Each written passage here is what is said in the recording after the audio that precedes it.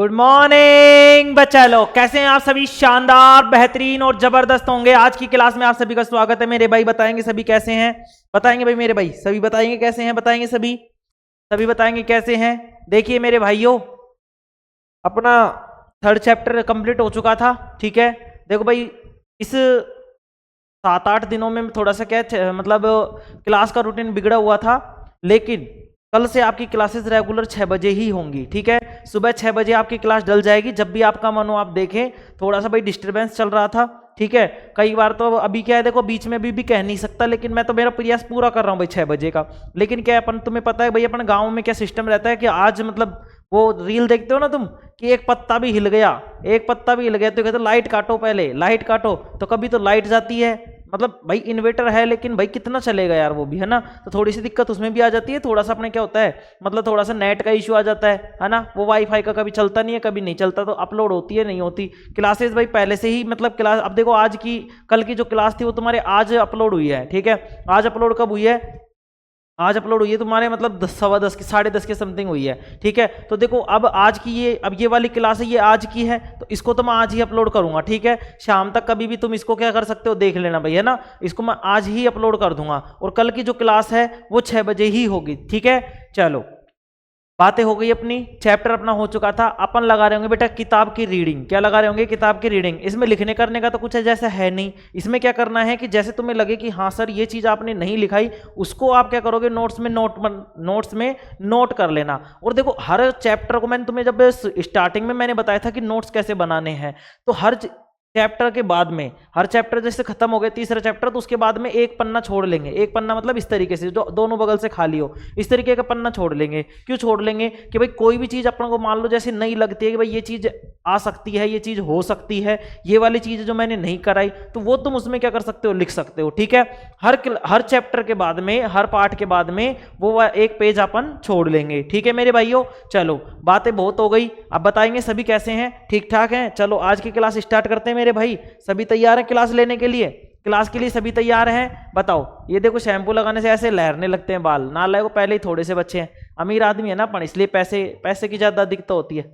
जिसके पैसे ज्यादा होते हैं वो उसके बाल उड़ जाते, बताए सुना है ना ऐसा तुमने? हाँ सर सुना तो है।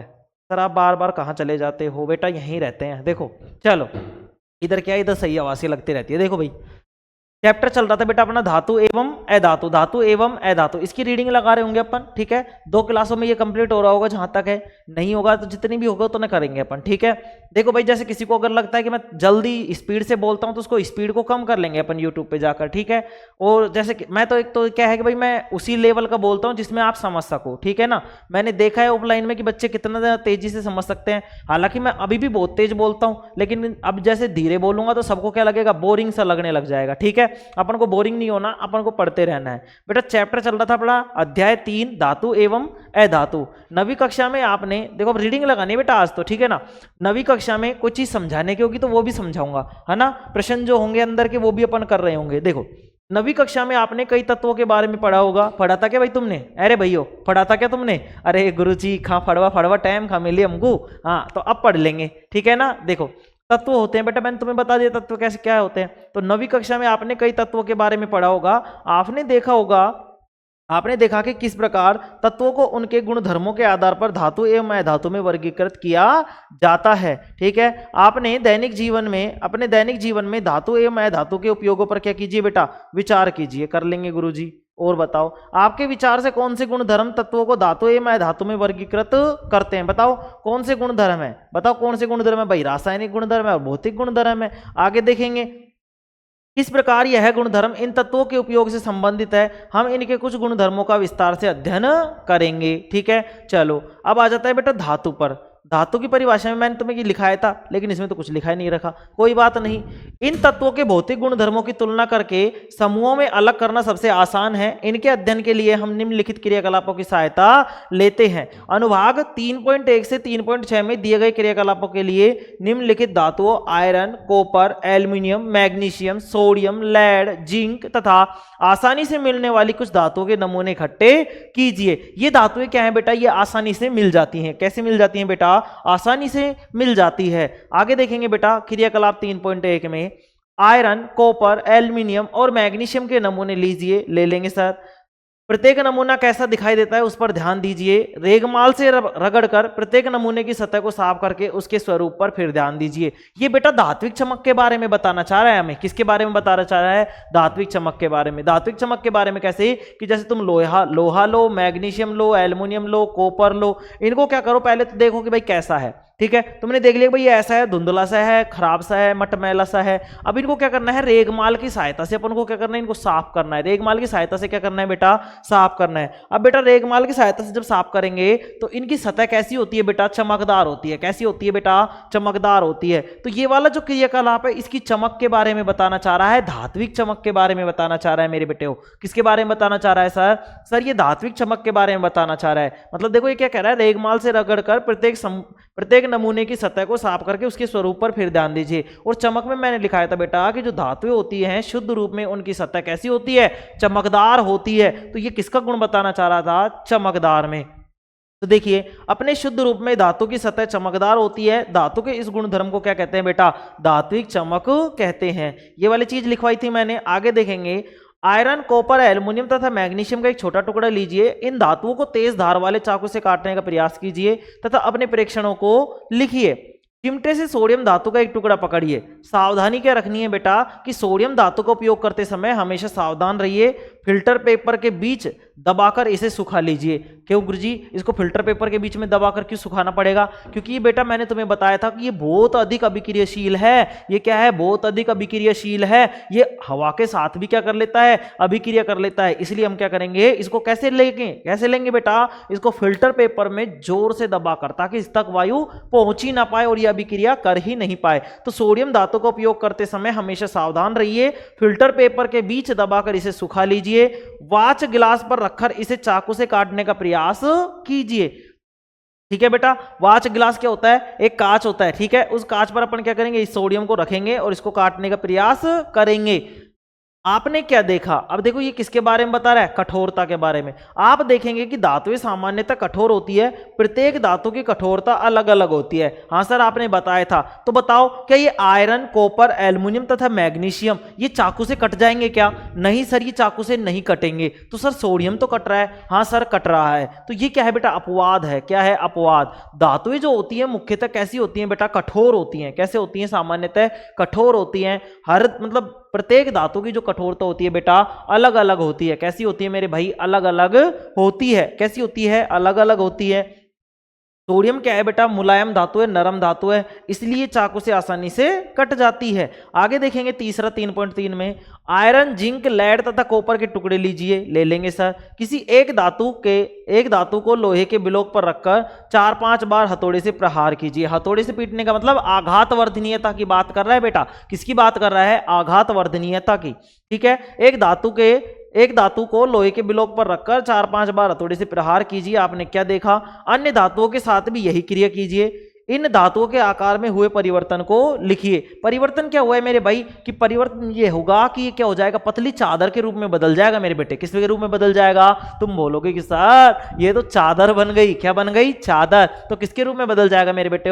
किसके रूप में बदल जाएगा मेरे भाई? बताएंगे सभी। तो सर ये क्या होगा? पतली चादर के रूप में बदल जाएगा। तो आप देखेंगे कि कुछ धातुओं को पीटकर पतली चादर बनाया जा सकता है। इस गुणधर्म को आघात वर्ध्यता कहते हैं। क्या आप जानते हैं कि सोना, चांदी सबसे अधिक आघात वर्धनीय धातु हैं? ठीक है। 3.4 क्रियाकलाप, उन धातुओं की सूची बनाइए जिसके तार आप दैनिक जीवन में देखते हैं। तो बताओ बेटा ये किस किस के तार देखते हो? सर हम एल्युमिनियम का तार देखते हैं, कॉपर का तार देखते हैं, लोहे का तार भी देखते हैं। ठीक है, तो ये क्या है? सोने का तार। वो तो अपन को देखने को मिलेगा नहीं कभी। क्यों? क्योंकि इतने पैसे अपने पास है नहीं। वी आर गरीब, है ना, इसलिए वी कांट, क्या कहते हैं उसको? खरीदने को क्या कहते हैं?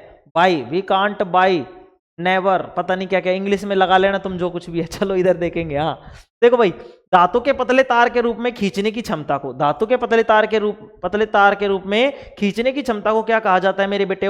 तन्यता कहा जाता है मेरे भाई। तन्यता कहा जाता है। सोना सबसे अधिक तन्य धातु है।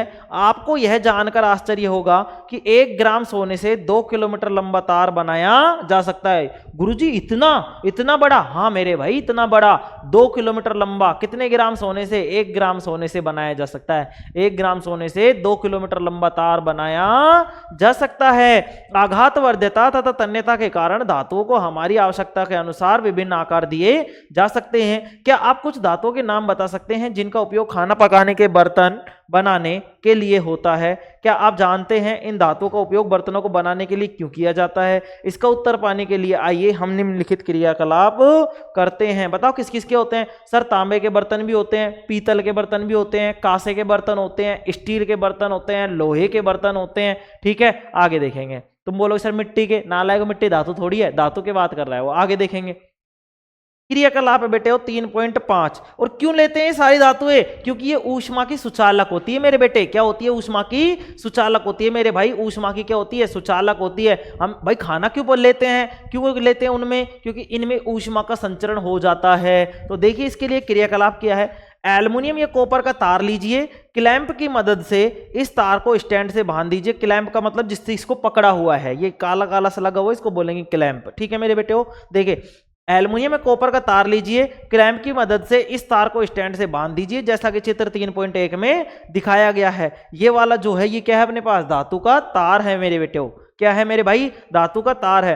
तार के खुले सिरे पर एक मोम का उपयोग कर एक पिन चिपका दीजिए। देखो भाई यहाँ पे अपन ने क्या किया? मोम पटके और मोम के क्या करके इसको क्या कर दिया अपन ने? इसको चिपका दिया। ठीक है, आगे देखेंगे भाई। ये देखो मोम लगाई, मोम पे अपन ने एक क्या लगा दी? इस पे पिन लगा दी। ठीक है, स्पिरिट लैंप मोमबत्ती या बर्नर से क्लैंप के निकट तार को गर्म कीजिए। अब देखो बेटा इसको यहां से क्या करेंगे? गर्म करेंगे। जब ये गर्म होगा तो ये जो तार है वो क्या होगा बेटा? ऊष्मा का क्या होगा? सुचालक। मतलब ऊष्मा इस जगह से इधर भी जाएगी और इधर भी जाएगी। हाँ सर जाएगी। तो इधर अपन ने जो मोम से चिपकाई हुई पिन है बेटा, जैसे ही इस तक ऊष्मा पहुंचेगी मोम पिघलना स्टार्ट कर देगी। क्या कर देगी बेटा? मोम पिघलना स्टार्ट कर देगी। देखो ये वाला चित्र भी आ सकता है। धातु ऊष्मा के सुचालक होते हैं, चित्र द्वारा समझाइए। तो चित्र बेटे इस तरीके से बनाना है। ठीक है ना, समझ में आ गया? ठीक है, यूं मत कहना कि सर कराया नहीं था। बेटा करवा सब कुछ रहा हूं मैं, किताब का एक लाइन भी नहीं छोड़ूंगा, तुम बोलने के हकदार ही नहीं होगे। आगे देखेंगे। थोड़ी देर बाद आप क्या देखते हैं? अपने प्रेक्षणों को लिखिए। क्या धातु का तार द्रवित होता है? द्रवित का मतलब पिघलता है। हाँ सर पिघलेगा। कब पिघलेगा? जब वो टाइम हो जाएगा उसका, मतलब उसकी जब वो गलनांक पर पहुंच जाएगा। ठीक है, उपरोक्त क्रियाकलाप से पता चलता है कि धातु ऊष्मा के सुचालक है तथा इनका गलनांक बहुत अधिक होता है। सिल्वर तथा कॉपर ऊष्मा के सबसे अच्छे चालक है। सिल्वर और कॉपर क्या है बेटा? ऊष्मा के सबसे अच्छे चालक है। इनकी तुलना में लेड तथा मरकरी ऊष्मा के क्या है बेटा? कुछ चालक है। ये सारी चीजें मैंने लिखवाई हुई है। क्या धातुएं विद्युत की भी चालक है? आइए पता करते हैं। ठीक है बेटे, चलो आगे देखेंगे। 3.2 की तरह एक विद्युत सर्किट परिपथ तैयार कीजिए। ये अपन ने विद्युत परिपथ क्या कर लिया? तैयार कर लिया। मतलब ये तो बैटरी हो गई। बैटरी के 2 सिरे होते हैं, एक तो प्लस वाला और एक माइनस वाला। जैसे देखो समझो, जैसे कि ये सेल है अपने पास। ये क्या अपने पास बेटे? वो एक सेल है। ठीक है, ये एक सेल है। ठीक है ना, देखो जैसे इस वाले सिरे को क्या बोलते हैं? जिसपे टिप्पी सी होती है ना, इस तरीके से टिप्पी दिख रही है कि तुम्हें? लो आप देखेंगे, दिख रही है टिप्पी? दिख रही है टिप्पी? टिप्पी दिख रही है? हाँ, ये टिप्पी जिसपे होती है वो होता है प्लस, और जैसे इधर स्लिप होता है वो होता है माइनस। ठीक है, इस तरीके से ये बैटरी है मेरे बेटे। क्या है मेरे पास? ये बैटरी। इसका क्या किया? एक सिरा तो अपन ने किससे जोड़ दिया बेटा? बल्ब से जोड़ दिया। और उसको कहां से? स्विच से। और दूसरे को क्या कर दिया? इस तरीके से क्लिप निकाल कर रख दिया। आगे देखते हैं मेरे भाई, आगे देखेंगे भाई। यहाँ पे क्या करेंगे अपन? अब यहाँ पे क्या करेंगे बीच में? अब जैसे देखो इसमें विद्युत धारा बह रही है। जैसे मान लो इसमें प्लस माइनस हुआ। क्या हुआ मेरे बेटे? वो प्लस माइनस हुआ। देखते जाएंगे, समझते जाएंगे। ठीक है ना, चलो जैसे मान लो ये माइनस है, दिख रहा है कि? एक मिनट,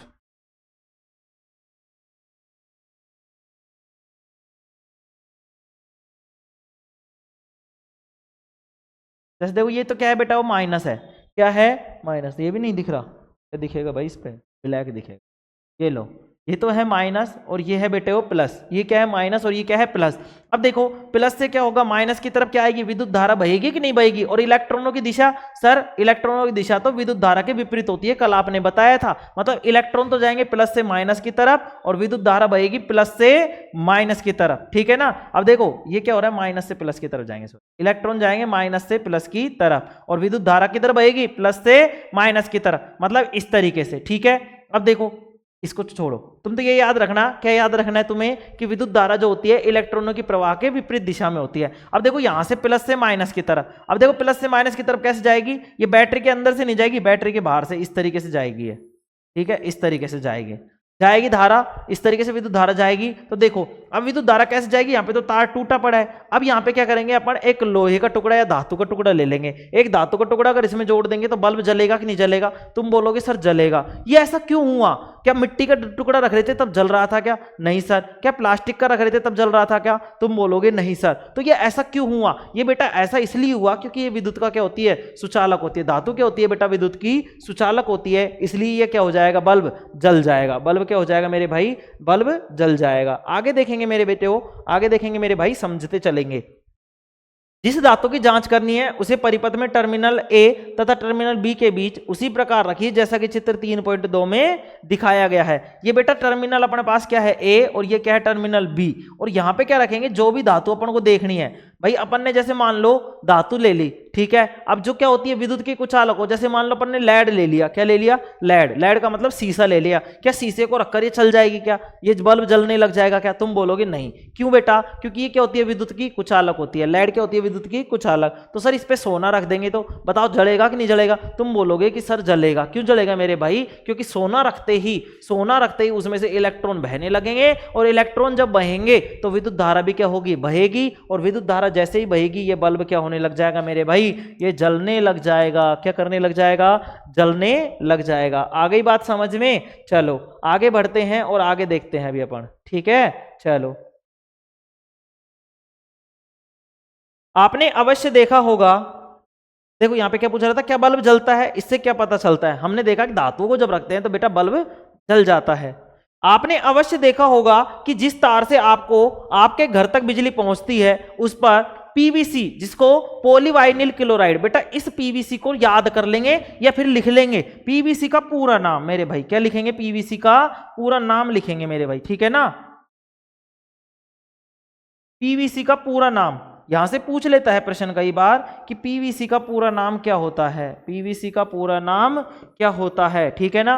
पीवीसी का पूरा नाम क्या होता है, तो पीवीसी का पूरा नाम होता है पॉलीवाइनिल क्लोराइड, पॉलीवाइनिल क्लोराइड। यहां से पीवीसी का पूरा नाम पूछ लेता है, ठीक है। इसको भी अपन लिखवाएंगे अभी चौथे चैप्टर में, ठीक है ना। तो आप लिख लेंगे अभी यहीं पे पीवीसी का पूरा नाम क्या होता है, पॉलीवाइनिल क्लोराइड होता है। क्या होता है, पॉलीवाइनिल क्लोराइड होता है। अथवा रबड़ जैसी सामग्री की परत चढ़ी होती है, ऐसे लगता है जैसे रबड़ हो।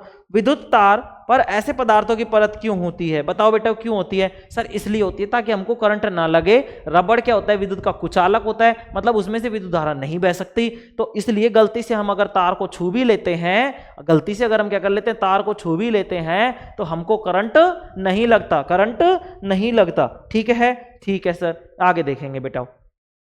जब धातुएं, यहां पे देखेंगे, जब धातुएं किसी कठोर सतह से टकराती है तो क्या होता है, क्या वह कोई आवाज उत्पन्न करती है। जो धातुएं कठोर सतह से टकराने पर आवाज उत्पन्न करती है उन्हें ध्वनिक, जिसका मतलब सोनोरस कहते हैं। क्या कहते हैं बेटा, ध्वनिक या सोनोरस कहते हैं। क्या अब आप बता सकते हैं कि स्कूल की घंटी धातु की क्यों बनी होती है। हाँ सर, इसलिए बनी होती है क्योंकि जब उसको किसी कठोर सतह से कठोर चीज से मारा जाता है, जैसे डंडा हो गया या लोहे का टुकड़ा हो गया या फिर किसी भी और कठोर चीज से मारा जाता है, तो वो घंटी क्या करती है, ध्वनि उत्पन्न करती है। क्या करती है, ध्वनि उत्पन्न करती है। इसी गुण को क्या कहते थे बेटा, हम ध्वनिक या सोनोरस कहते थे। अब अधातु की बात करते हैं बेटा, किसकी बात करते हैं, अधातु की। थोड़ा सा जल्दी पढ़ें, ठीक है, ठीक है भाई, थोड़ा सा जल्दी लेंगे। पिछली कक्षा में आप अध्ययन कर चुके हैं कि धातुओं की तुलना में अधातुओं की संख्या क्या है, कम है। अधातु भाई थोड़ी सी होती है, जबकि आवर्त सारणी जब तुमने पढ़ी होगी अपने 9वीं क्लास में, उसमें तुमने देखा होगा कि धातुएं तो बहुत सारी हैं लेकिन अधातुएं क्या है, कम है, ठीक है। नहीं पढ़ी, हट गई तो उसके बारे में कोई बात नहीं, लेकिन ऐसे याद रखेंगे कि अधातुओं की संख्या धातुओं की अपेक्षा क्या होती है बेटा, धातुएं तो ज्यादा होती है और अधातुएं क्या होती है, कम होती है, ठीक है, कम है। Carbon, sulphur, iodine, oxygen, hydrogen आदि अधातुओं के कुछ उदाहरण हैं। ब्रोमीन ऐसी अधातु है जो द्रव होती है बेटा, इस चीज को मैंने लिखवाया है। ब्रोमीन एक ऐसी अधातु है जो क्या होती है, द्रव होती है। इसके अलावा सारी अधातुएं या तो ठोस या फिर गैस होती हैं, ठीक है। क्या धातुओं के समान अधातुओं के भी कुछ गुणधर्म होते हैं, आइए पता करते हैं। क्रियाकलाप 3.7 कार्य, कार्बन, कोल या ग्रेफाइट, सल्फर तथा आयोडीन के नमूने एकत्र कीजिए, ठीक है। इन अधातुओं से 3.1 और 3.4 और 3.6 तक के क्रियाकलापों को दोहराइए, अपने प्रेक्षणों को लिखिए। मतलब जो धातु पे अपन ने जो सारे प्रैक्टिकल किए ना बेटा, ये विद्युत की चालकता का और मतलब आघात वर्धनीयता का, या फिर और जो भी अपन ने सारे किए हैं, ध्वनिक का किया है, उन सबको इस पर दोहराएंगे। धात्विक चमक का, उनको सबको एक एक करके ऐसे दोहराएंगे। भाई अधातु लेंगे, उसको रगड़ेंगे, वो देखेंगे चमकदार है कि नहीं है, चमकदार नहीं है, ठीक है। लेकिन अपवाद में कौन सी होती है? आयोडीन होती है, जो क्या होती है? चमकदार होती है। धातुओं एवं अधातुओं से संबंधित अपने प्रेक्षणों को सारणी 3.1 में संकलित कीजिए। इसमें लिखना है मेरे भाई, ठीक है ना। यहाँ पे तत्व लिखेंगे, ठीक है, तत्व लिखेंगे, उसका चिन्ह लिखेंगे। भाई कैसे लिखते हैं उसको? जैसे Fe हो गया, क्या है? सतह का प्रकार चमकीला है, खुरदरा है, कैसा है? कठोरता है, मतलब कठोर है या नरम है, मुलायम है, कैसी है? आघात वर्धनीयता है या नहीं है? तन्यता है या नहीं है? विद्युत की चालकता है या नहीं है? ध्वनिकता है या नहीं है? सारणी 3.1 में लिखे गए प्रेक्षणों के आधार पर अपनी कक्षा में धातुओं तथा अधातुओं के सामान्य गुणधर्मों की चर्चा कीजिए। आप निश्चित रूप से इस निष्कर्ष पर पहुंचे होंगे कि केवल भौतिक गुणधर्मों के आधार पर ही हम रासायनिक तत्वों का वर्गीकरण नहीं कर सकते, क्योंकि इसमें कई क्या है? अपवाद हैं। उदाहरण के लिए बेटा, यहाँ पे उदाहरण पे लिखा हुआ है, और ये अपवाद याद ही होने चाहिए, ये ठीक है ना, ये याद ही होने चाहिए। मरकरी को छोड़कर सारी धातुएं, मरकरी को छोड़कर सारी धातुएं कमरे के ताप पर ठोस अवस्था में पाई जाती है। क्रियाकलाप 3.5 में आपने देखा कि धातुओं का गलनांक क्या होता है बेटा? अधिक होता है, लेकिन गैलियम और सीजियम का गलनांक बहुत कम है। यदि आप अपनी हथेली पर इन दोनों धातुओं को रखेंगे तो ये पिघलने लगेगी। नोट डलवा कर लिखवाया बेटा मैंने, गैलियम तथा सीजियम ऐसी धातुएं होती है, छठा सातवां टॉपिक था वो, उसमें लिखवाया मैंने कि गैलियम और सीजियम ऐसी धातुएं होती है बेटा जो क्या होती है? हथेली पर लेने पर पिघलने लग जाती हैं। आगे देखेंगे बेटा, आयोडीन अधातु होते हुए भी क्या है? चमकीला होता है। अधातु, आयोडीन क्या है बेटा? अधातु है, लेकिन फिर भी क्या होता है? चमकीला। अपवाद है कि नहीं है? है सर। कार्बन ऐसी अधातु है जो विभिन्न रूपों में विद्यमान रहती है।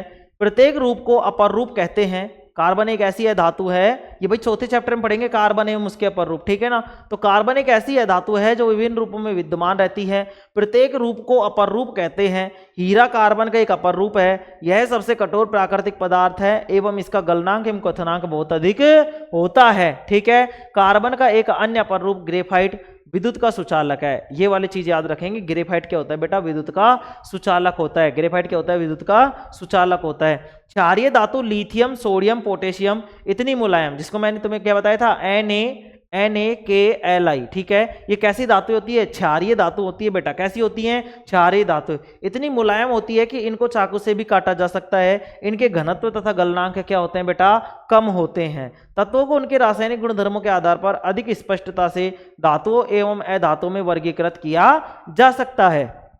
मैग्नीशियम की एक पट्टी तथा थोड़ा सल्फर चूर्ण लीजिए। बेटा एक तो क्या लेंगे अपन? मैग्नीशियम की पट्टी लेंगे। मैग्नीशियम की पट्टी का मतलब है बेटा, जैसे अपने पास, जैसे मान लो लोहे की पत्ती होती है, उसी तरीके से अपन क्या लेंगे? मैग्नीशियम की पट्टी तथा थोड़ा सा सल्फर का चूर्ण ले लेंगे। मैग्नीशियम की पट्टी का दहन करेंगे, उसकी राख को इकट्ठा करके उसे पानी में घोल लेंगे। भाई किसकी? मैग्नीशियम की पट्टी है, उसको जला लेंगे और उसकी राख को इकट्ठा करके क्या कर देंगे? पानी में घोल देंगे।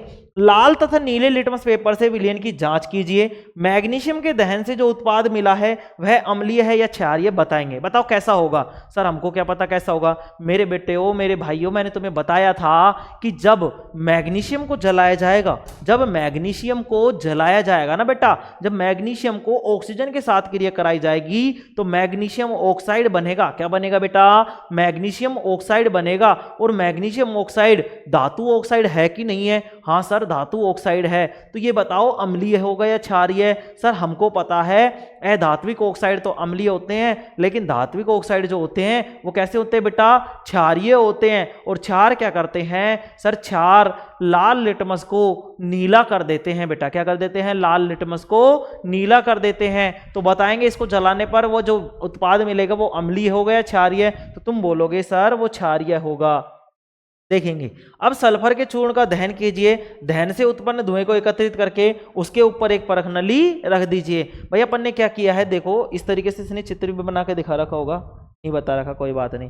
सल्फर का चूर्ण लेंगे और सल्फर के चूर्ण को क्या करेंगे? दहन करेंगे। अब सल्फर क्या है? अधातु है। क्या है बेटा?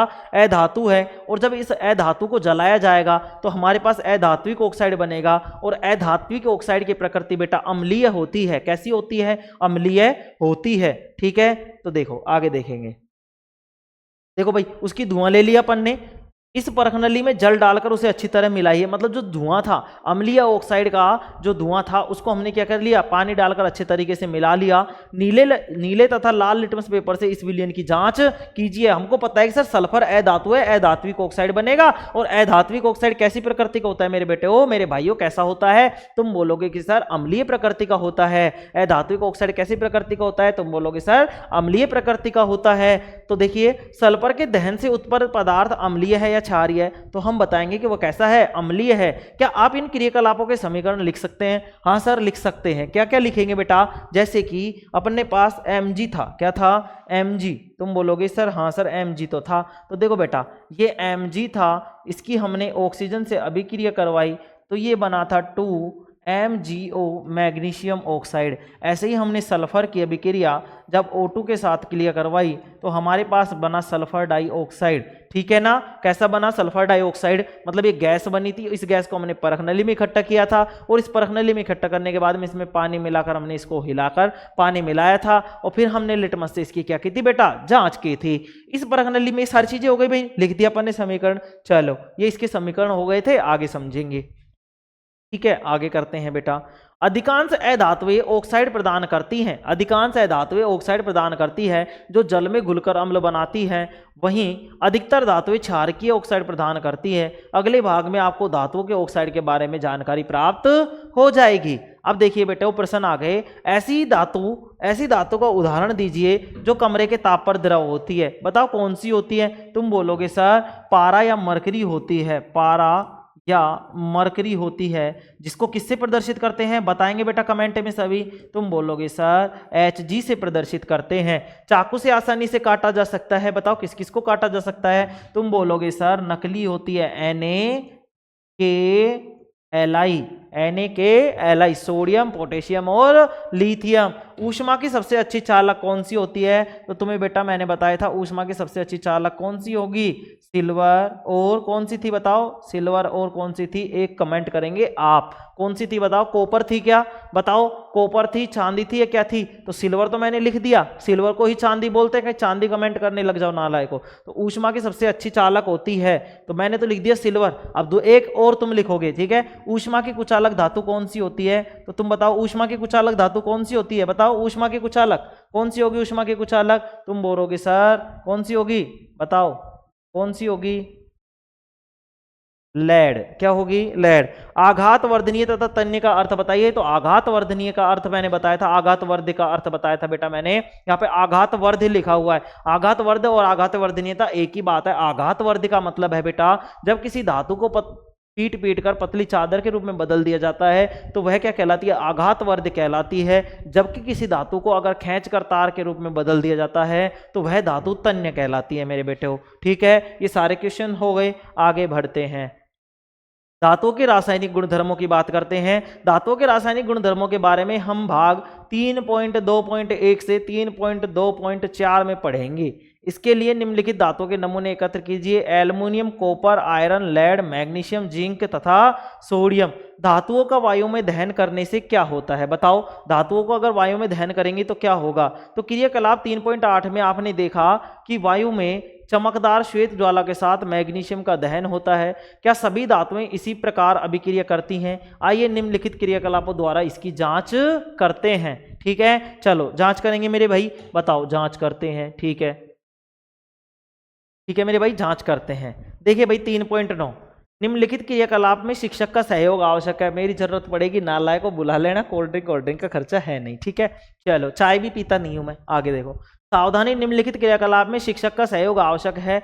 आंखों की सुरक्षा के लिए छात्र चश्मा लगा लें तो बेहतर होगा। अब वो नहीं लेके आना दबंग वाला, हुड़ हुड़ दबंग दबंग दबंग, ये आते हैं मतलब अलग से, जो वो बनवाते हैं ना बूढ़े बूढ़े, मतलब आंख बनवाते हैं बूढ़े, क्या नए भी बनवा लेते हैं, लेकिन जो वो देते हैं काला सा चश्मा, उस तरीके से प्लेन चश्मा होता है, मतलब बिल्कुल आर पार दिखता है उसके, है ना, बिना कलर वाला चश्मा होता है। कहीं तुम लेके आ जाओ धूप वाला चश्मा, है ना, और धूप वाला चश्मा नहीं होता है मेरे भाई। कैसा होता है चश्मा? बताओ कैसा होता है? सर बिल्कुल पारदर्शी होता है, आर पार दिखाई देता है, काला वाला नहीं होता। ठीक है, आगे देखेंगे। एकत्र की गई किसी धातु को चिमटे से पकड़कर ज्वाला पर उसका दहन कीजिए, अन्य धातु के साथ भी यही क्रिया दोहराइए। अब इनको जला रहे हैं बेटा, मतलब किसके साथ अभिक्रिया हो रही है? ऑक्सीजन के साथ अभिक्रिया हो रही है। किसकी? धातु की ऑक्सीजन के साथ अभिक्रिया करके, तो हमको पता था धातु ऑक्साइड बनेगा। तो देखिए, इससे उत्पन्न पदार्थ को एकत्रित कीजिए, कर लेंगे। उत्पाद तथा धातु की सतह को ठंडा होने दीजिए, होने देंगे। किस धातु का दहन आसानी से हो जाता है? जब धातु का दहन हो रहा था तो ज्वाला का रंग क्या था? दहन के पश्चात धातु की सतह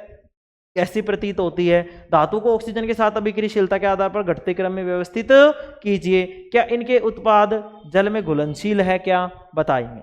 बताओ।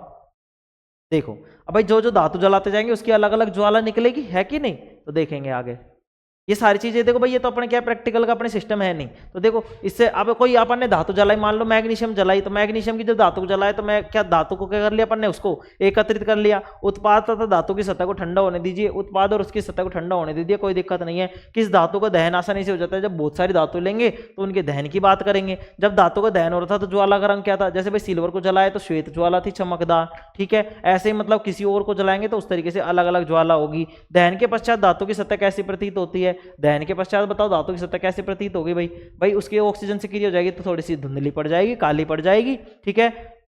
आगे देखते हैं। लगभग सभी धातुएं ऑक्सीजन के साथ मिलकर संगत धातु के ऑक्साइड बनाती हैं। क्या बनाती है? संगत धातु के ऑक्साइड। तो धातु प्लस में ऑक्सीजन और ये बनाती है बेटा क्या?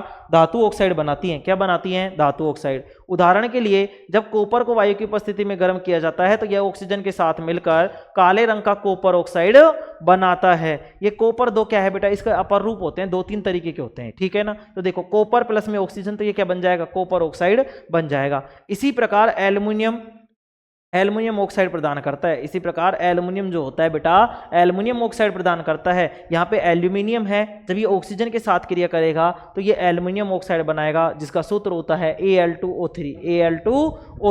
और बेटा ध्यान से समझ लेंगे, जब मैं पढ़ा रहा हूँ किताब, तो आप किताब को लेके बैठेंगे और उसमें पेंसिल लेके, पेंसिल का मतलब रूल लेके बैठेंगे, और रूल से मतलब पेंसिल से उसको क्या करते रहेंगे भाई, जो जो चीज़ तुमने नहीं लिख रखी नोट्स में, जैसे अपन ने नहीं पढ़ा, उसको आप डिनोट कर लेंगे, मतलब उस तरीके से आपको अंडरलाइन कर लेंगे, ठीक है, कि भाई ये चीज रह गई है। अगर मैं आगे लिखा देता हूं तो आप रहने देना, नहीं कोई दिक्कत वाली बात है नहीं। वैसे तो मैं सारी चीजें लिखवाऊंगा, लेकिन आप जब मैं पढ़ा रहा हूं ऐसे किताब को, तो किताब लेकर ही बैठे तो अच्छा समझ में आएगा, ठीक है ना। चलो, और मन ही मन थोड़ा थोड़ा हल्का हल्का पढ़ते रहेंगे। देखो ये क्या बन जाएगा बेटा? Al2O3 बन जाएगा, एल्युमिनियम ऑक्साइड बन जाएगा। अध्याय 2 में आपने देखा कि कॉपर ऑक्साइड HCl मतलब हाइड्रोक्लोरिक अम्ल से कैसे अभिक्रिया करता है। हम जानते हैं कि धातु ऑक्साइड की प्रकृति क्षारीय होती है बेटा, कैसी होती है? क्षारकीय होती है। लेकिन एल्युमिनियम ऑक्साइड जिंक ऑक्साइड जैसी है धातु के ऑक्साइड अम्लीय तथा क्षारीय दोनों प्रकार के व्यवहार प्रदर्शित करते हैं। ऐसे धातु ऑक्साइड जो अम्ल तथा क्षारक दोनों से अभिक्रिया करके लवण तथा जल प्रदान करते हैं, उभयधर्मी ऑक्साइड कहलाते हैं। बेटा ये वाली अभिक्रिया मैंने तुम्हें लिखवाई नहीं है, ये रह गई है, ठीक है। तो देखेंगे इसमें, यहां से लिखेंगे बेटा, इसको लिख लेंगे, है ना, इसको नोट्स में लिख लेंगे। जैसे अपने पीछे का वो रह रहा है, उसमें क्या लिखेंगे? यहां से लिखेंगे मेरे भाई, कुछ धातुएं, यहाँ पे इस तरीके से लिखेंगे कि कुछ धातुएं ऑक्साइड अम्लीय तथा क्षारीय दोनों प्रकार के व्यवहार प्रदर्शित करती है। ऐसे धातु ऑक्साइड जो अम्ल तथा क्षारक दोनों से अभिक्रिया करके लवण तथा जल प्रदान करते हैं, उभयधर्मी ऑक्साइड कहलाते हैं, ठीक है। तो देखो उभयधर्मी ऑक्साइड कौन कौन से, ठीक है, ऑक्साइड कहलाते हैं, जैसे कि एल्युमिनियम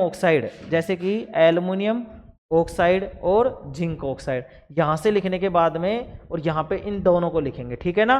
पहले यहां से लिखेंगे, क्या लिखेंगे? कुछ धातु ऑक्साइड अम्लीय तथा क्षारीय दोनों प्रकार के व्यवहार प्रदर्शित करती हैं। ऐसी धातु ऑक्साइड जो अम्ल तथा क्षारक दोनों से अभिक्रिया करके लवण तथा जल प्रदान करते हैं, उभयधर्मी ऑक्साइड कहलाते हैं। अम्ल तथा क्षारक के साथ बस यहां तक लिखना है, ठीक है, कहलाते हैं। उदाहरण के लिए एल्युमिनियम ऑक्साइड, जिंक ऑक्साइड आदि, ठीक है। लिखेंगे, जल्दी जल्दी लिखेंगे भाई सभी, इसको लिखेंगे पहले। अरे क्या कर दिया मैंने, देखो मैं बता देता हूं, पहले इसको लिखेंगे तुम सबके सभी, ठीक है। मैं पानी पी के आता हूं, देखे पी लूँ तो नहीं, छोड़ो रहने दो, नहीं पी रहा पानी। देखो यहां से लिखेंगे, कुछ धातु ऑक्साइड अम्लीय तथा क्षारीय दोनों प्रकार के व्यवहार प्रदर्शित करते हैं। ऐसे धातु ऑक्साइड जो अम्ल तथा क्षारक दोनों से अभिक्रिया करके लवण तथा जल प्रदान करते हैं, उभयधर्मी ऑक्साइड कहलाते हैं। जैसे कि बेटा एल्युमिनियम ऑक्साइड और जिंक ऑक्साइड। कोई दिक्कत इसमें किसी को? कोई दिक्कत नहीं है, ठीक है। चलो आगे बढ़ते हैं मेरे भाई।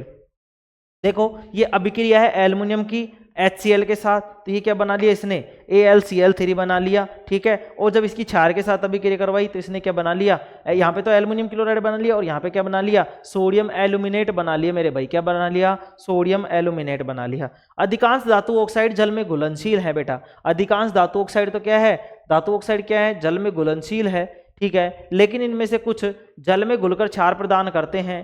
सोडियम ऑक्साइड एवं पोटेशियम ऑक्साइड निम्नलिखित प्रकार से जल में घुलकर क्षार प्रदान करते हैं। बेटा ये वाली चीज भी रह गई, पता नहीं कैसे, तो इसको भी लिख लेंगे थोड़ा सा, है ना। देखो यहाँ से ये वाली चीज लिख लेंगे, है ना बेटे भाई, ये यहाँ से लिख लेंगे। देखो लिखना कहाँ से है तो पहले देख लो एक बार, किताब में क्या है तुम लिख ही लेना फिर बाद में,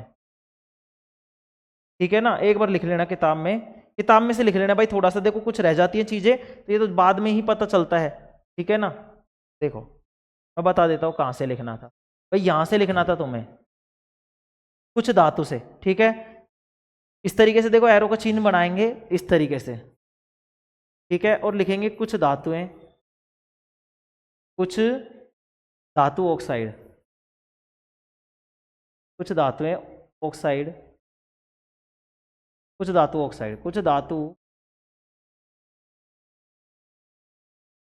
ऑक्साइड, और यहां तक लिखेंगे उभयधर्मी ऑक्साइड कहलाते हैं। क्या कहलाते हैं, उभयधर्मी ऑक्साइड कहलाते हैं, यहां तक लिखेंगे। उसके बाद में लिखेंगे जैसे, अब जैसे में तुम लिखोगे एक तो क्या, एक तो लिखोगे एल्युमिनियम ऑक्साइड, क्या लिखोगे, एल्युमिनियम ऑक्साइड प्लस में जिंक ऑक्साइड, ठीक है। ये क्या है, दोनों के दोनों उभयधर्मी ऑक्साइड है। ये वाली चीज लिखने के बाद में अपन को ये वाली चीज भी लिखनी है बेटा, यहां से अधिकांश, देखो इस तरीके से, फिर इसके बाद में यहाँ तक और यहाँ तक के इसकी दोनों अभिक्रियाएं लिख लेना, ठीक है मेरे भाई, ठीक है। लिख लेना भाई, थोड़ा सा देखो लिखना पड़ेगा, कई बार क्या रह जाती है चीजें, इतनी चीजें याद नहीं रहती तो कोई बात नहीं, ठीक है ना। चलो आगे बढ़े मेरे भाई, लिख लोगे इतना तो ठीक है, आगे देखेंगे, इसलिए छुड़वाता हूं मैं पेज, है ना, कई बार रह जाती है चीजें। अब देखो ये चीज याद मतलब नहीं आई तो दिमाग में नहीं आई, कोई बात नहीं, चलो ठीक है। अब यहाँ पे देखो क्या कह रहा था, अधिकांश धातु ऑक्साइड जल में घुलनशील है, लेकिन इनमें से कुछ जल में घुलकर क्षार प्रदान करते हैं। सोडियम ऑक्साइड एवं पोटेशियम ऑक्साइड निम्नलिखित प्रकार से जल में घुलकर क्षार प्रदान करते हैं। ये हो गया अपने पास Na2O मतलब सोडियम ऑक्साइड, जब ये जल से अभिक्रिया करेगा तो ये NaOH बनाएगा, मतलब क्षार बनाएगा। ऐसे पोटेशियम होता है जो जल के, पोटेशियम ऑक्साइड जो होता है जल के साथ अभिक्रिया करके क्या बनाएगा बेटा, पोटेशियम हाइड्रोक्साइड बनाएगा। क्या बनाएगा, पोटेशियम हाइड्रोक्साइड, यहाँ पे सोडियम हाइड्रोक्साइड बना रहा था, ठीक है ना। चलो ये तो अभिक्रिया में लिखा दिया था वैसे, चलो कोई बात नहीं, लिखना है तो लिख लेना, नहीं लिखवा दिया भाई मैंने, है ना। इस जल उसमें लिखवा दिया था मैंने, जल के साथ अभिक्रिया करवाई थी ना, जिसमें मतलब क्या बन रहा था अपने पास, हाइड्रोजन, मतलब क्या बन रहा था, हाइड्रोक्साइड बन रहा था और हाइड्रोजन गैस बन रही थी, ठीक है ना। इसमें मतलब ओनली हाइड्रोक्साइड बन रहा है। चलो कोई बात नहीं, देख लेना, कोई दिक्कत नहीं है, बस समझ लेना, ठीक है ना। मैंने लिखवा दिया वैसे। क्रियाकलाप 3.9 में हमने देखा भाई, लोड नहीं लेना दिमाग पे कुछ भी, ठीक है ना, कुछ भी लोड नहीं लेना, लिखना है तो लिख लेना, नहीं लिखना तो कोई बात नहीं, वो भी मैंने लिखवा रखा है, ठीक है। एक बार और लिख लेना, लिखना है तो दिमाग पे ये नहीं करना गुरुजी क्या करवा दिया, कभी तो कह रहे हो लिखना है नहीं लिखना, भाई लिखना है तो लिख लेना, नहीं लिखना तो मत लिखना, मैंने लिखवा दिए हैं, ठीक है, कोई दिक्कत नहीं है। आगे बढ़ेंगे।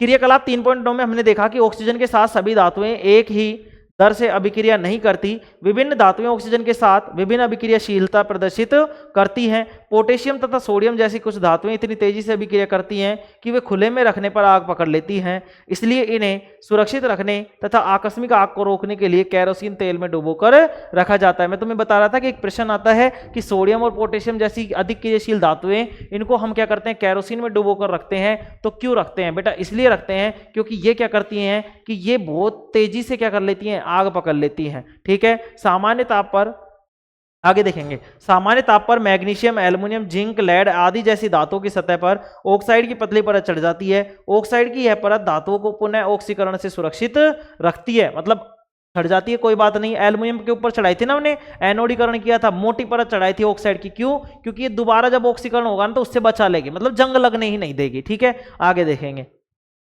ऑक्साइड की यह परत धातुओं को पुनः ऑक्सीकरण से सुरक्षित रखती है। पुनः ऑक्सीकरण का मतलब जो जंग लगने वाली स्थिति होती है उससे सुरक्षित रखती है। गर्म करने पर आयरन का दहन तो नहीं होता, गर्म करने पर आयरन का दहन तो नहीं होता, लेकिन जब बर्नर की ज्वाला में लौह चूर्ण डालते हैं तब वह तेजी से जलने लगता है। कॉपर का दहन तो नहीं होता, लेकिन गर्म धातु पर कॉपर ऑक्साइड काले रंग की परत चढ़ जाती है। सिल्वर एवं गोल्ड अत्यंत अधिक ताप पर भी ऑक्सीजन के साथ अभिक्रिया नहीं करते। ठीक है, अब आ गई एनोडीकरण की प्रक्रिया। एनोडीकरण का मतलब क्या है? एनोडाइजिंग। एनोडाइजिंग का मतलब है एनोडीकरण मेरा बेटा। ठीक है, देखो एनोडीकरण एल्युमिनियम पर मोटी ऑक्साइड परत बनाने की प्रक्रिया है। वायु के संपर्क में आने पर एल्युमिनियम पर ऑक्साइड की पतली परत का निर्माण होता है। एल्युमिनियम ऑक्साइड की परत इसे संक्षारण से बचाती है। इस परत को मोटा करके इसे संक्षारण से अधिक सुरक्षित किया जा सकता है। एनोडीकरण के लिए एल्युमिनियम की एक साफ वस्तु को एनोड बनाकर तनु सल्फ्यूरिक अम्ल के साथ इसका वैद्युत अपघटन किया जाता है। एनोड पर उत्सर्जित ऑक्सीजन गैस एल्युमिनियम के साथ अभिक्रिया करके ऑक्साइड की एक मोटी परत बना लेती है। ऑक्साइड की एक मोटी परत बनाती है। इस ऑक्साइड की परत को आसानी से रंगकर एल्युमिनियम की आकर्षक वस्तुएं बनाई जा सकती है। ऐसे कि ऐसे मैंने तुम्हें लिखवाया हुआ है एनोडीकरण की प्रक्रिया में। ठीक है, आगे देखेंगे।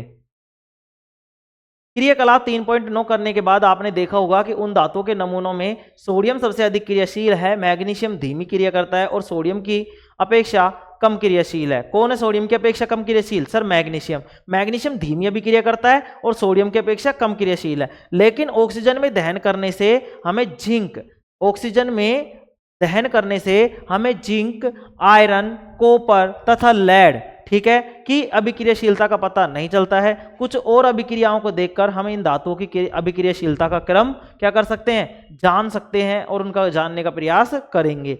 धातुएं जब जल के साथ अभिक्रिया करती हैं तो क्या होता है? देखो भाई, धातुएं जब जल के साथ अभिक्रिया करती है तो क्या होता है?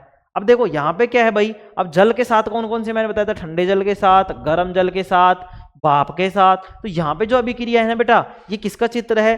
धातु पर भाप की क्रिया, जो मैंने पहले चैप्टर के क्वेश्चंस में कराया था। ठीक है ना, अभिक्रिया थी, मैंने तुम्हें बता रखा है पहले कि तीनों चारों चैप्टर क्या कनेक्टेड है। देखो भाई, यहाँ पे क्या है? एक स्टैंड लगा हुआ है, यहाँ पे एक रबर का कोर्क लगा हुआ है। इस कोर्क में से एक अपन ने नली निकाली हुई है जिसको निकास नली बोला है। यहाँ पे ये जो ट्यूब है, ये इस तरीके से जो ये ट्यूब बनी हुई है, इसको बोला अपन ने क्वथन नली, क्योंकि इसमें किसी चीज को रखा गया है और उसको हम क्या कर रहे हैं? गर्म कर रहे हैं।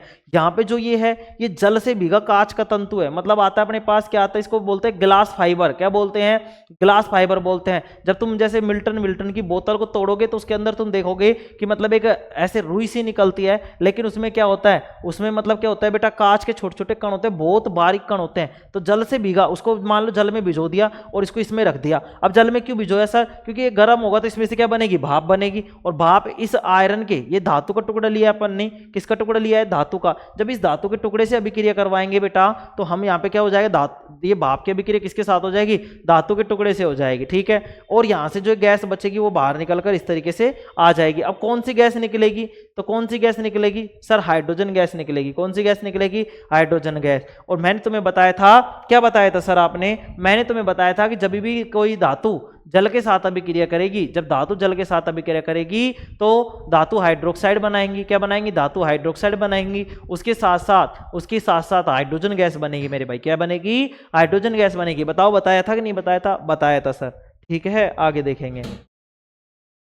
ये द्रोणी का मतलब ये भाई, ये जो पात्र है ना, इसको द्रोणी बोलते हैं। पढ़ा क्या है? बोलते हैं पात्र को क्या बोला हुआ है? द्रोणी बोला हुआ है। यह गैस का जार है, इसमें जो बुलबुले उठ रहे हैं हाइड्रोजन गैस के हैं, इसको स्टैंड बोलते हैं। ये ऊपर जो खाली जगह है, इसमें कौन सी गैस भरी हुई है? हाइड्रोजन गैस भरी हुई है। ये परख नली स्टैंड है। ठीक है, या तुम इसको यहाँ पर क्या बोल सकते हो? क्वथन नली स्टैंड बोल सकते हो, क्योंकि क्वथन नली को लगाया हुआ है तो इसलिए क्वथन नली। ये कांच से भीगा हुआ कांच, ये मतलब जल से भीगा हुआ कांच का तंतु है। ये धातु का टुकड़ा है। ये बर्नर है, धातु पर भाप की क्रिया। ठीक है, ये इस चित्र का नाम है। आगे देखेंगे।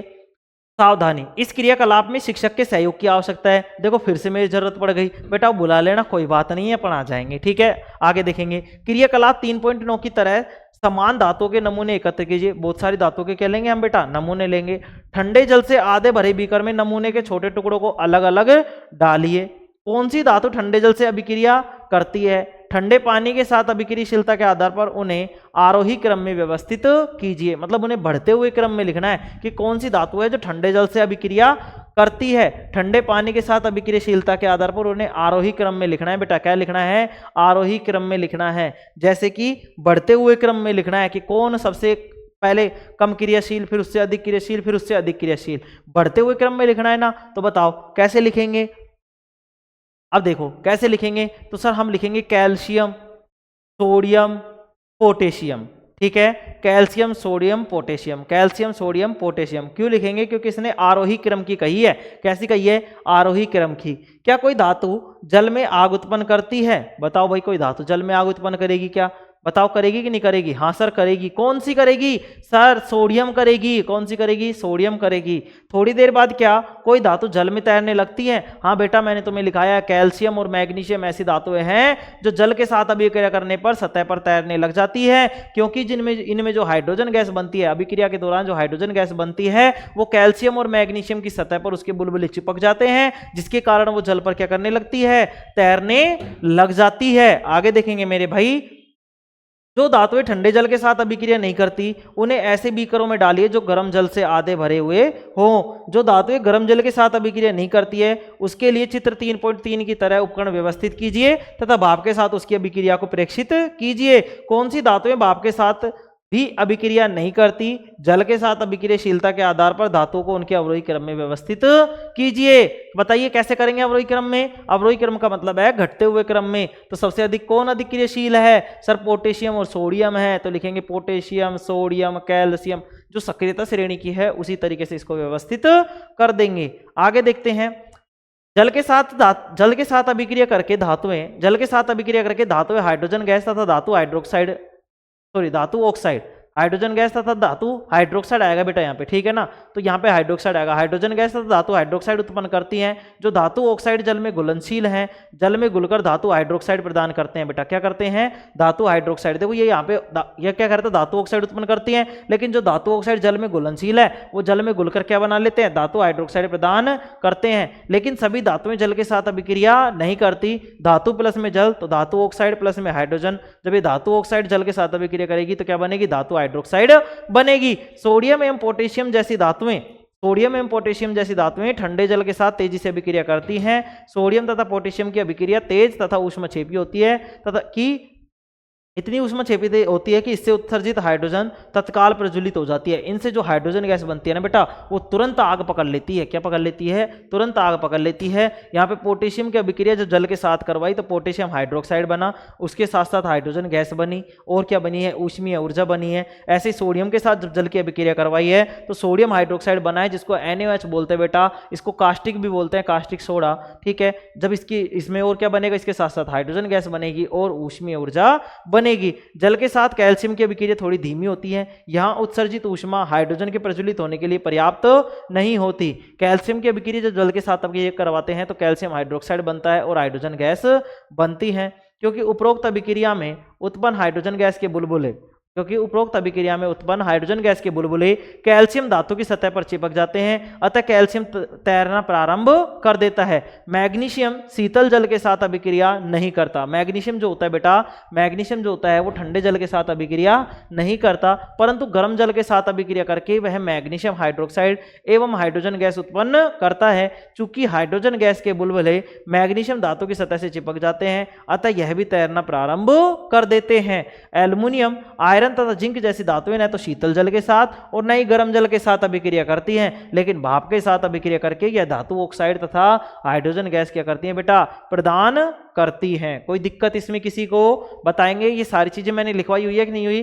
ठंडे जल के साथ कौन कौन सी अभिक्रिया करती है, गर्म जल के साथ कौन कौन सी अभिक्रिया करती है, भाप के साथ कौन कौन सी अभिक्रिया करती हैं, विद्युत की सुचालक कौन है, विद्युत की कुचालक कौन है, ऊष्मा की सुचालक कौन है, ऊष्मा की कुचालक कौन है, कौन सी नरम धातु है, कौन सी कमरे के ताप पर द्रव पाई जाती है, कौन सी धातु तो और कौन सी अधातु है जो तरल अवस्था में पाई जाती है, ठीक है। सारी चीजें मैंने लिखवाई हुई है। आगे देखेंगे बेटा, एल्युमिनियम की अभिक्रिया जब जल के साथ करवाएंगे, तो एल्युमिनियम ऑक्साइड बनेगा, प्लस में हाइड्रोजन गैस बनेगी। ऐसे ही आयरन की अभिक्रिया जब जल के साथ करवाएंगे तो आयरन ऑक्साइड बनेगा और हाइड्रोजन गैस बनेगी। लेड, कॉपर, सिल्वर तथा गोल्ड जैसी धातुएं जल के साथ बिल्कुल भी अभिक्रिया नहीं करती है। मैंने बताया था जो जल के साथ कोई अभिक्रिया नहीं करती वो कौन सी होती है?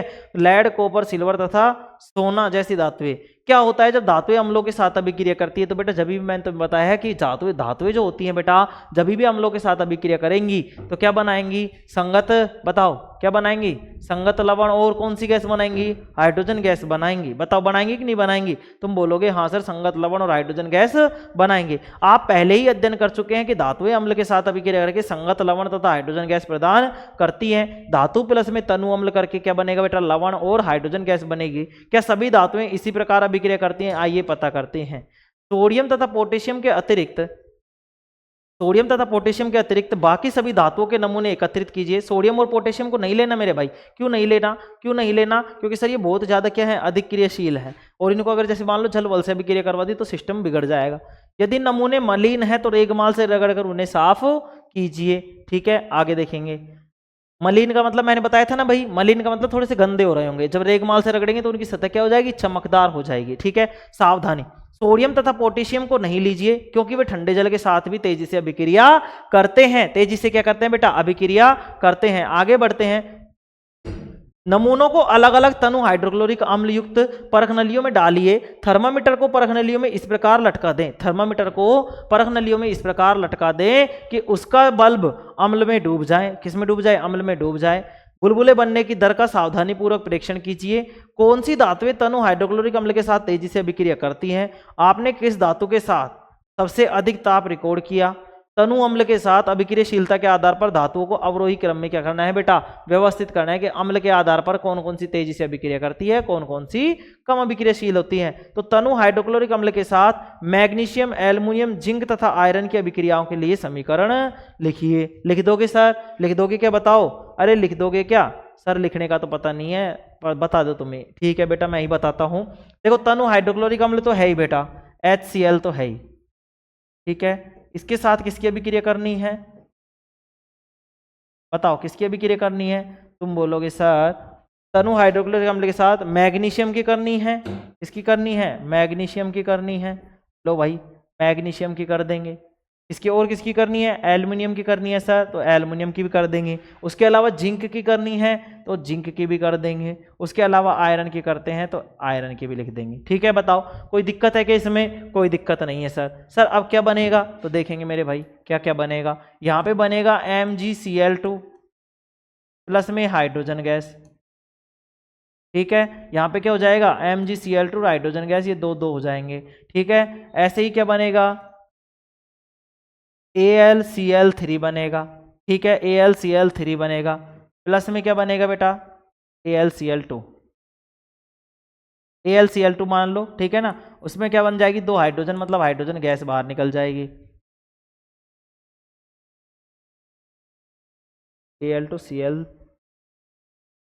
AlCl2 देख लो अभी तो। ठीक है ना, संतुलित बाद में करेंगे अपन। जो जो चीजें बन रही है वो देख रहे हैं। ठीक है, ऐसे क्या बन जाएगा? ZnCl2 बन जाएगा। प्लस में क्या बन जाएगी? हाइड्रोजन गैस बन जाएगी। यहाँ पे क्या बन जाएगा? FeCl2 बन जाएगा। ठीक है, FeCl2 बन जाएगा। प्लस में क्या बन जाएगी? हाइड्रोजन गैस बन जाएगी। आगे देखेंगे बेटा। ठीक है, आगे देखेंगे।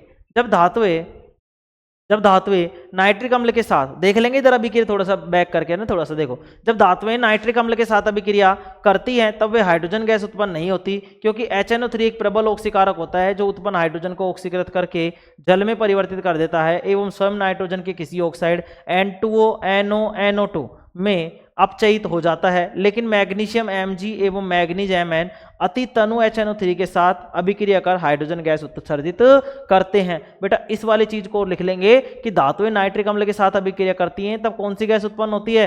हाइड्रोजन गैस उत्सर्जित नहीं होती। क्यों नहीं होती सर? क्योंकि HNO3 है ना बेटा, नाइट्रिक जो अम्ल है वो प्रबल ऑक्सीकारक होता है। क्या होता है? प्रबल ऑक्सीकारक होता है, जो कि उत्पन्न हाइड्रोजन को ऑक्सीकृत करके जल में परिवर्तित कर देता है। किसमें परिवर्तित कर देता है? जल में परिवर्तित कर देता है, और स्वयं किसी नाइट्रोजन के ऑक्साइड, ठीक है, जैसे कि नाइट्रस ऑक्साइड हो गया, इसको क्या बोलेंगे?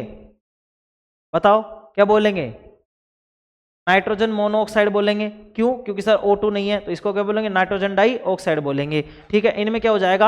अपचयित हो जाएगा। लेकिन मैग्नीशियम एवं मैग्नीज अति तनु HNO3 के साथ अभिक्रिया कर हाइड्रोजन गैस उत्पन्न कर देंगे। क्रियाकलाप 3.11 में आपने देखा कि बुलबुले बनने की दर मैग्नीशियम के साथ सबसे अधिक थी। इस स्थिति में अभिक्रिया सबसे अधिक ऊष्मक्षेपी थी। अभिक्रियाशीलता इस क्रम में घटती है। कैसे भाई? देखो समझेंगे। सबसे पहले किसकी है बताओ? ये किसकी है? देखो ये किसकी है? ऊष्मक्षेपी थी। ठीक है, अभिक्रियाशीलता इस क्रम में घटती है। भाई सबसे पहले ज्यादा तो किसकी होती है? मैग्नीशियम की, फिर एल्युमिनियम की, फिर होती है जिंक की, फिर किसकी होती है? फेरस की। ठीक है, इस तरीके से क्या होती है? घटती रहती है। ठीक है, कॉपर की स्थिति में न तो बुलबुले बनते हैं और न ही ताप में कोई परिवर्तन होता है। इससे पता चलता है कि कॉपर तनु HCl के साथ अभिक्रिया नहीं करता। ठीक है, ध्यान से सुन लेंगे। कॉपर तनु HCl के साथ अभिक्रिया नहीं करता, कॉपर तनु HCl के साथ अभिक्रिया नहीं करता। इस लाइन को लिख लेंगे नोट डालकर, कॉपर तनु HCl के साथ अभिक्रिया नहीं करता। इस वाली लाइन को नोट डालकर लिख लेंगे पीछे की साइड में। आगे देखेंगे, अब आता है एक्वारेजिया। एक्वारेजिया रॉयल जल का लैटिन शब्द, ठीक है। रॉयल जल मतलब रॉयल जल को, रॉयल जल क्या है बेटा, रॉयल जल है जो ये एक्वारेजिया क्या है, एक्वारेजिया रॉयल जल का ही क्या है, लैटिन नाम है। एक्वारेजिया रॉयल जल मतलब शाही जल का क्या है, ये लैटिन नाम है। 3:1 के अनुपात में सांद्र हाइड्रोक्लोरिक अम्ल एवं सांद्र नाइट्रिक अम्ल का ताजा मिश्रण होता है। यह गोल्ड को गला सकता है, जबकि दोनों में से किसी अम्ल में अकेले यह क्षमता नहीं होती। एक्वारेजिया भभकता द्रव होने के साथ प्रबल संक्षारक भी है। यह उन अभिकर्मों में से एक है जो गोल्ड एवं प्लेटिनम दोनों को गलाने में क्या होता है बेटा, समर्थ होता है। क्या होता है, दोनों को गलाने में समर्थ होता है। आगे बढ़ेंगे और आगे देखेंगे, आगे बढ़ेंगे और आगे देखेंगे अन्य धातु लवणों के विलयन के साथ धातुएं कैसे अभिक्रिया करती है। कॉपर का एक स्वच्छ तार एवं आयरन की एक कील लीजिए। कॉपर के तार को परख नली में रखे आयरन सल्फेट के विलयन तथा आयरन की कील को दूसरी परख नली में रखे कॉपर सल्फेट के विलयन में डाल दीजिए। 20 मिनट के बाद अपने प्रेक्षणों को रिकॉर्ड कीजिए। आपको किस परख नली में कोई अभिक्रिया हुई है इसका पता लगता है। बताएंगे भाई, बताएंगे कौन सी में लगता है। किस आधार पर आप ये कह सकते हैं कि वास्तव में कोई अभिक्रिया हुई है। क्या आप अपने प्रेक्षणों को क्रियाकलाप 3.9, 3.10 तथा 3.11 से कोई संबंध स्थापित कर सकते हैं। इस अभिक्रिया के लिए संतुलित रासायनिक समीकरण लिखिए। यह किस प्रकार की अभिक्रिया है। देखो भाई, कॉपर के तार को परख नली में रखे आयरन सल्फेट में, ठीक है। आयरन सल्फेट के जब विलयन में कॉपर सल्फेट का विलयन रखेंगे, देखो समझेंगे, ये विस्थापन अभिक्रिया की तरह है मेरे भाई। किसकी तरह अभिक्रिया की तरह है, विस्थापन। देखो कैसे कि यहाँ पे है FeSO4, FeSO4 मतलब फेरस सल्फेट मतलब आयरन सल्फेट का जो विलयन है, इसमें अपन ने क्या रखा, कॉपर का वो रखा। अब बताओ कॉपर अधिक्रियशील है या फेरस, तो बताओ। तुम बोलोगे सर, तुम बोलोगे कि सर पता नहीं है। बेटा सक्रियत श्रेणी याद रखनी चाहिए हमको। क्या याद रखनी है, केदारनाथ का माली आलू जरा फीके पकाता है, कौन है जी आगे आओ, ठीक है। देखो, तथा आयरन की कील को दूसरी परख नली में रखे। आयरन की कील को देखो, आयरन की कील है, इसको किस में रखा हुआ है, कॉपर सल्फेट के विलयन में रखा हुआ है। किस में रखा हुआ है, कॉपर सल्फेट के विलयन में। देखो बेटा इस तरीके से है कि पहले तो फेरस सल्फेट का मतलब आयरन सल्फेट का विलयन है जिसमें कॉपर के तार को रखा गया है। दूसरी बार में क्या हुआ है, लोहे की कील है और कॉपर सल्फेट का क्या है बेटा, विलयन है। देखो यहां पे लिखता हूं मैं कि ये तो है विलयन, ठीक है, और यहां पे ये क्या है, ये विलयन है। अब एक चीज समझ में आएगी तुम्हारे, देखो वो लवणों के साथ अभिक्रिया कर रहे थे ना, वो यहां पे समझ में आएगी। देखो भाई यहाँ पे FeSO4 प्लस में Cu है। तुम बोलोगे सर Cu तो इस Fe से कम क्रियाशील है, क्यों, क्योंकि सर सक्रियता श्रेणी में केदारनाथ का माली आलू जरा फीके पकाता है।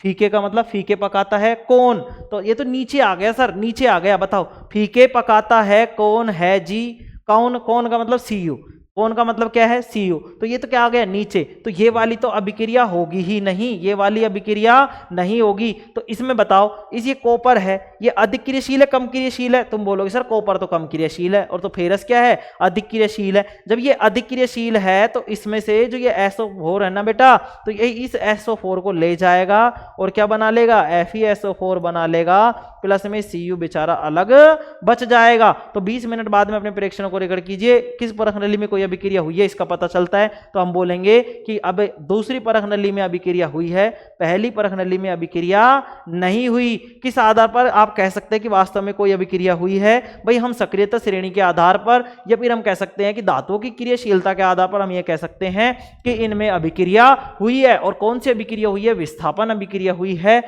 क्या आप अपने प्रेक्षणों को क्रियाकलाप 3.9, 3.10 तथा 3.11 से कोई संबंध स्थापित कर सकते हैं।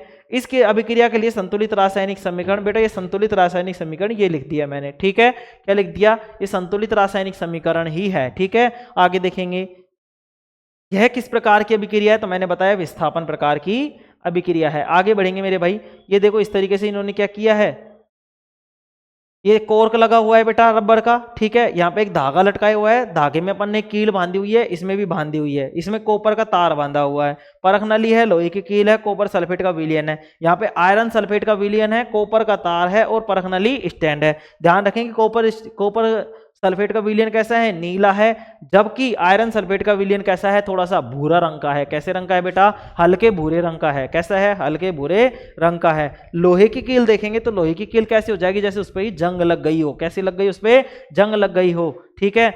आगे देखते हैं बेटा, आगे देखते हैं।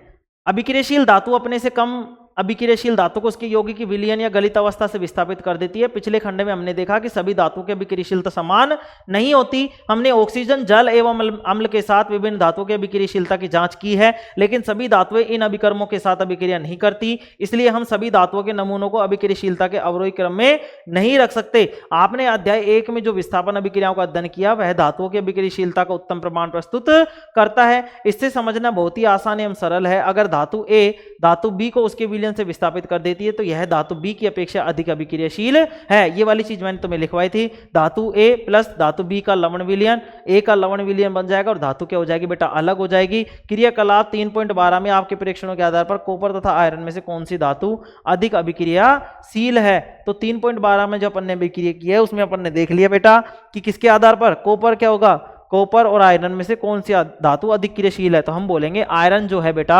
आयरन जो है वो क्या है, अधिक क्रियाशील है। आयरन क्या है बेटा, अधिक क्रियाशील है। अब आ जाती है बेटा अपने सक्रियता श्रेणी। क्या आ जाती है बेटा, सक्रियता श्रेणी आ जाती है।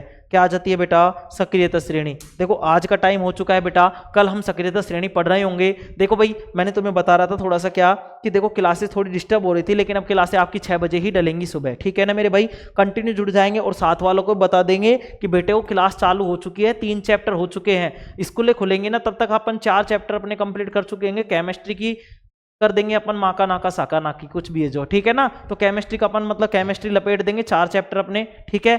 स्कूल खुलेंगे तब तक। और अपना क्या बच रहा होगा फिर, अपने मतलब अपने पास बच रही होगी बायोलॉजी और फिजिक्स। मतलब कौन से चैप्टर, 5, 6, 7, 8, 9, 10, 11, 12 और 13, ठीक है। इनके करने के बाद में अपन हर साल का एक पेपर पर डे ला रहे होंगे, ठीक है ना। रिवीजन चलता रहेगा अपना, रिवीजन के साथ साथ अपने पर डे मतलब पर डे अपन क्या करेंगे, कोई से भी साल का कोई सी भी पिछले सालों का पेपर उठाएंगे, उसको हल करेंगे। उसके बाद में आपके डैश वर्क आ जाएंगे। उन डैश वर्कों को मैं इसी पर पढ़ा दूंगा, सारी डैश वर्कों को। उसके अलावा मार्केट में कोई भी गाइड वाली बुक आएगी तो उसको मैं यहाँ पे पढ़ा दूंगा, ठीक है। उसके अलावा मैं क्या करूंगा तुम्हें, उसके अलावा जो भी बन पड़ेगा ना भाई मुझसे, उसके अलावा जो भी मतलब क्वेश्चन लगेंगे मुझे कि ऐसे आएगा ऐसे नहीं आएगा, मतलब मैं तुम्हें पूरी तरीके से तैयार करके भेजने वाला हूं। इस बात की तुम टेंशन छोड़ देना, क्योंकि तुमसे ज्यादा टेंशन अब मुझे होने लगी है, क्योंकि मैं जुड़ चुका हूं तुम्हारे साथ और तुम जुड़ चुके हो मेरे साथ, ठीक है मेरे भाई। आज के लिए इतना ही काफी। Thank you all of you, take care, love you all.